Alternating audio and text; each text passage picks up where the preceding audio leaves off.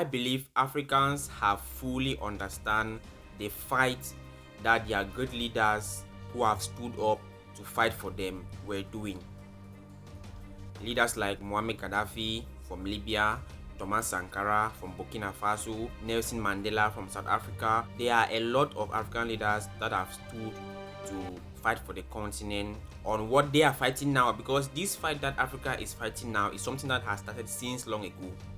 But we Africans, we were brainwashed to believe that those our leaders that stood up were bad people that only wanted to, lead us into a pit or to make us fall into a pit.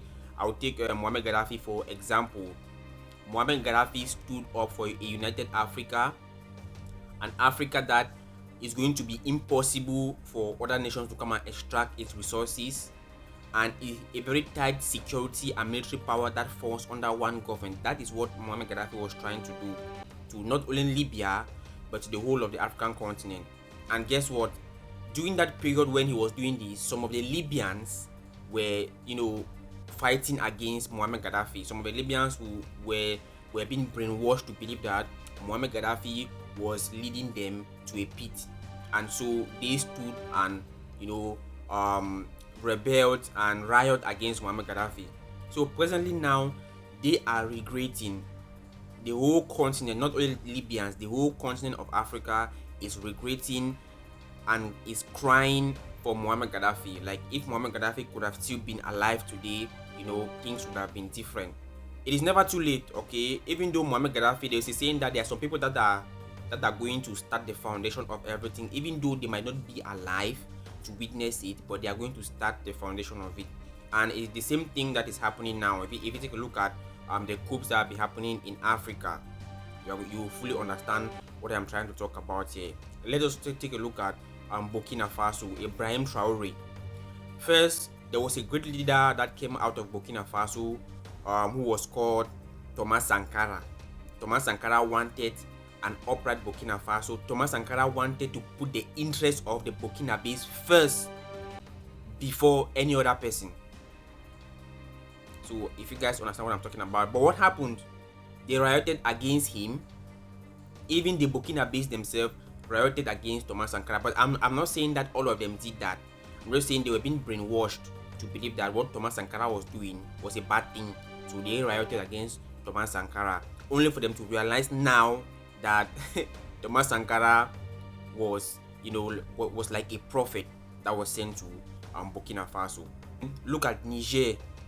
You're going to find the same thing. So Africans, you need to start protecting your leaders.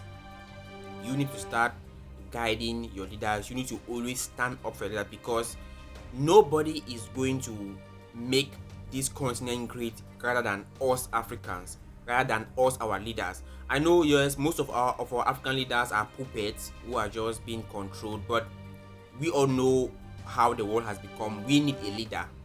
And even though we might be complaining that our leaders are bad, but we need to make sure that we put a leader that is going to have the interests of the Africans at heart, like Captain Ibrahim Traore, what he's doing ever since he took power.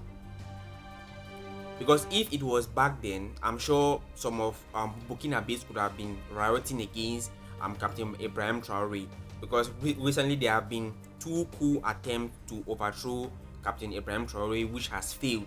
So this is to tell you that there is still some Africans that prefers to sell their value and dignity for money. There are still those type of Africans.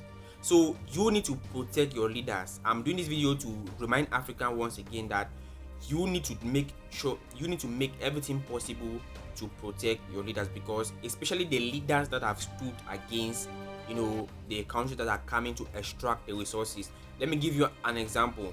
France was buying uranium from Niger at the price of 0.80 cents. It was not even up to €1.